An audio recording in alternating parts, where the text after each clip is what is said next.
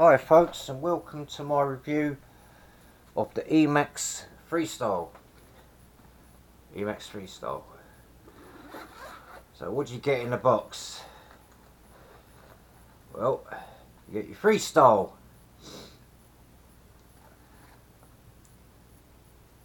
Little quad, not a toothpick, but because it hasn't got a canopy, it's got a top plate with batteries that go over the top, but yeah, it is toothpick kind of styled. Now, it's going to be a short video. I haven't flown this yet, but we'll go through the batteries first. You get two batteries, 450 milliamp an hour, high volts, 80C to 160C. I've already got this on my EMAX TINYHAWK. They're not bad batteries. They seem to be like a copy of GMB's, but yeah, they're quite good. Can up the milliamps an hour if you so desire. Pack of spare props. Now, not everyone I notice has got spare props with theirs, but mine came with an extra 4. You get a manual which tells you all about binding and the VTX settings, smart audio, all that sort of stuff. And then you get the 4 props that go on the quads, which we'll put on in a second. You get a little bag of goodies, some standoffs, you get some screws, different types. Now these are push-on props, but they've also got holes and the screws to bolt them down. But they do fit quite tightly, just pressing the props on. But I'm going to be screwing it down. I know it adds weight and all that, but I don't think that's going to matter too much. Oh, and then you get your standard EMAX quick charger. I won't be using this because I like using a hobby grade one. So, what's it like with this on? It's a nice looking quad. It's got some very steep angle props on these. I imagine the acceleration is going to be quite good. Now I'm not going to put these props on properly. I'm just going to just hold them in just so that you get an idea of the size of this thing. There you go. That's just pushed on, but as I said, you got the holes there to hold it. I put an anti-slip mat on now because the batteries you have to put in like that. So I put an anti-slip mat on there just to stop it from sliding. You get these pH kind of connectors on there. You can run it on one cell, but you have to put a plug in there and then twiddle the wires together to make it work. But I don't see the point. It's a 2-cell flyer, so you might as well use 2 cells with it. Your bind buttons under there, under the front right leg, and your VTX button is there next to the port for your computer and all that. You've got a capacitor there as well to stop the noise. 600 TV line camera. Yeah, well, it's not the best VTX in the world, but you know what I did here as well. I mounted the transmitter aerial or the receiver aerial. I mounted it underneath here just so the props don't catch it, because they're quite sharp, these props. as for now, I'm going to leave the VTX antenna alone, but it's quite long in there. You could drill a hole through the top plate there and mount it through like one of these holes here and have it sticking up higher above the batteries, but we'll see how that goes. I'm also going to be tying down this this capacitor as well. I'm going to put a little zip tie on there just in case it breaks and it don't fall off. Yeah, other than that, that's it really. I mean, look, you know, there's 7,000 kV motors, 1103s, TinyHawk 1103s made by EMAX. They're quite a good motor. Now, because you put the props on and everything, you won't be able to fit it in your bag. But if you get rid of the sponge, it will fit in there. You have to twiddle the props about a bit, but there you go. It fits. Because you don't want to be undoing the props all the time. It becomes a bit of a pain.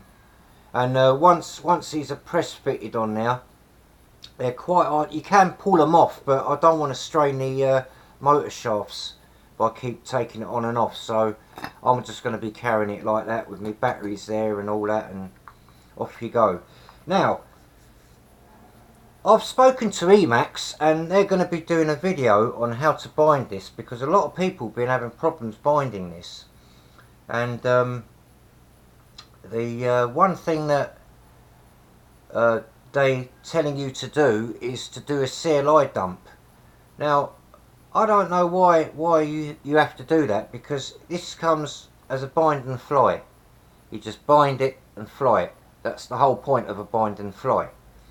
So I don't understand why you got to do a CLI dump and update all the firmware or whatever that does, just so that you can fly it. Oh, this is brand new. This is like been updated on Beta Flight. I think it's 4 point something or another. It's one of the latest editions. So why would you want to do that? You know, just to bind it. But anyway, they're going to do a video and explaining how to bind it. Now, for those of you who've got the ready to fly TinyHawk, you can use this controller with it. Again, I've spoken to EMAX, and what they've done is they say that this has a memory in it. You can bind multiple models.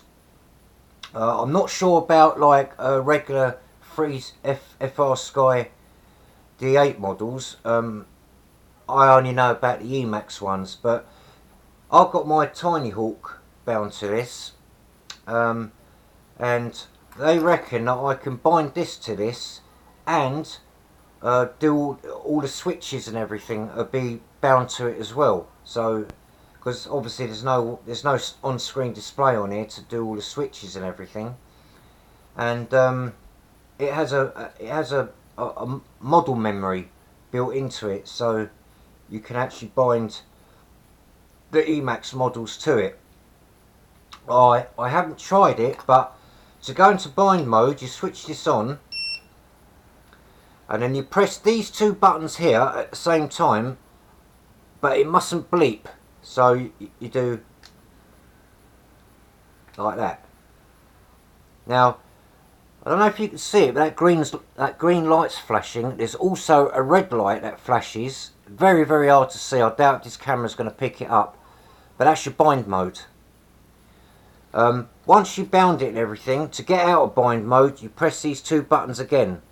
So it's until you get a solid light. There you go, solid light. And that's bound. So that's how you can use this controller with this model, even though this is bound and works with the TinyHawk. Also, this will work on the TinyHawk S as well. As far as I know, any of the frsky DM flight boards, DM8 flight boards that these things use, because they're more or less all the same, will work on this controller, and you could do multiple models because it will remember which model you're flying when you switch it on. Obviously you can't fly them all at the same time with one controller, but you can use it individually. I didn't know that until EMAX told me. This frame's made out of carbon fibre. Some people are calling it a Stormtrooper for obvious reasons. I think it's about 2mm thick. They got the motors are soldered in there, although they have got plugs. They've got plugs in there for the motors, so I don't know if at a later date they're gonna put plugs on the motors and make it easier, but at the moment they're just, you know, they're just held in there by solder. Now a lot of people probably don't realise this, but this camera is actually tiltable. See, it comes quite aggressively pitched already, but if you notice, the camera is held in on that first hole there. If you take the top plate off, you can move the camera back until that little there's a little bit on that camera that sticks through, so it sticks through the second hole, and that will tilt your camera up even more. So I don't know, that's about 30 degrees, so I would say that's probably about 45 degrees once you do that mod. So I don't know if a lot of people know that, but that is the reason why they've done that, is to move the camera back to get a more aggressive pitch angle. Oh, other than that, that's it really. There's not much else to say. The strap seems to work quite well, but I don't know how long it'll last, the Velcro on it. The pins on this haven't got holes in it like on the TinyHawk. They're actually solid pins. So for those of you that are worried about changing to an XT30 connector or you know, anything else, I don't think that's going to be too much of an issue. I don't think that's going to, because people are worried about like the amps and all that, it can't handle the amps, so they put different connectors on there, but that's definitely a solid pin in there, so, and not a hollow one. So it should be okay, but we'll see. I've also heard that if you want to get rid of oscillations on this, go to rate 2 PID settings 2. So rate 2 PID settings 2. That's set up more for 2S. The rate 1 is set more for 1S. But as I said, a lot of people, I'm not going to bother flying it 1S. It kind of defeats the object having this. So that's how I found out about getting rid of oscillations. Because apparently on full throttle it will oscillate. I know there's tunes out there to get rid of it, but there are easier ways to deal with it. So there you have it. You know, the nice little flight board on there. I think it's an F4. It's EMAX's own setups and everything on there. As I said, it's got smart audio, so you can change all your PIDs and settings on that, and your VTX channels and your on-screen display and everything. Just like the TinyHawk, if you've got the TinyHawk.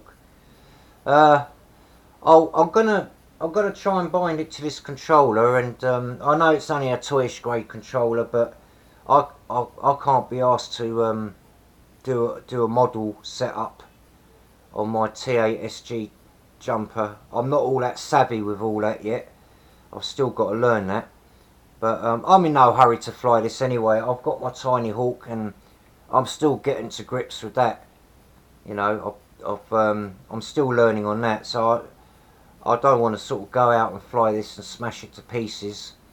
Because I can't handle it. But yeah, it's a very nice looking model. It's supposed to fly like the nuts, and do all the freestyle stuff on it and that.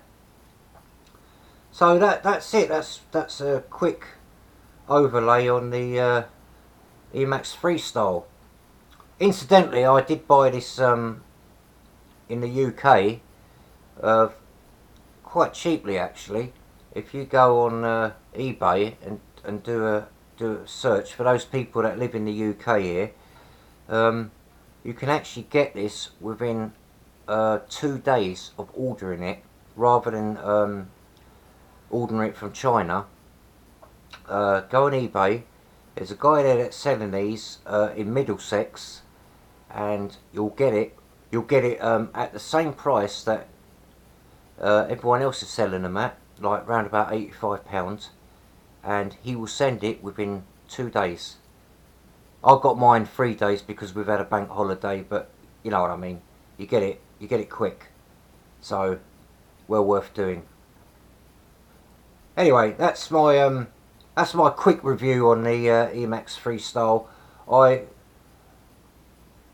I will be putting up videos later on if I've sussed out the binding procedure without doing the CLI dump, but we'll see.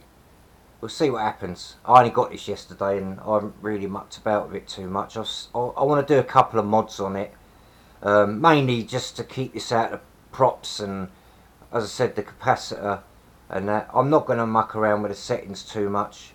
I've done the channel settings and everything. I've got some VTX settings to do and some on-screen display settings to sort out, but I'll get it bound first and then worry about all that. That's all easy. Anyway, enough talking about that. I'll catch you in the next video. Thanks for watching, and buy one. They're bloody good. Even if you're a professional flyer and that, these are mental.